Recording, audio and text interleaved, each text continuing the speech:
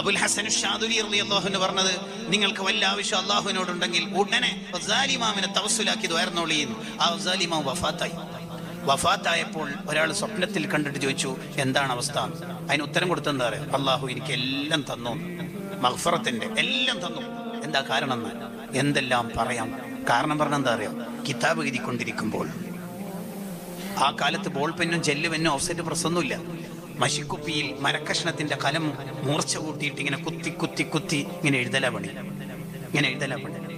അങ്ങനെ എഴുതിക്കൊണ്ടിരിക്കുമ്പോൾ ഒരു ഈച്ച വന്നു. എന്തിനു വന്നു? ഈ നിപ്പിന്റെ 2 തുള്ളി മഷി കുടിക്കാൻ ഞാൻ കിതാബ് എഴുത്ത് നിർത്തി. അവിടെ ആ ഈച്ച കുടിച്ചോട്ടെ എന്ന് കരുതിയിട്ട് അവിടെ സ്റ്റോപ്പ് ചെയ്തു, ഹോൾഡ് ചെയ്തു. ആ കരുണ കൊണ്ട് അള്ളാഹു എനിക്ക് എല്ലാ കരുണയും തന്നു.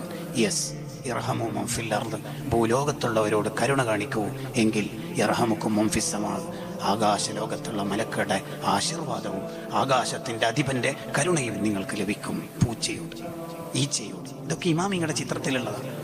റമദാനായാൽ ഷെഹറാൻ ഇമാമിന്റെ ഉസ്താദ് അലിയുൽ ഖവാസറിന്റെ ഉപദേശം എന്താ അറിയോ?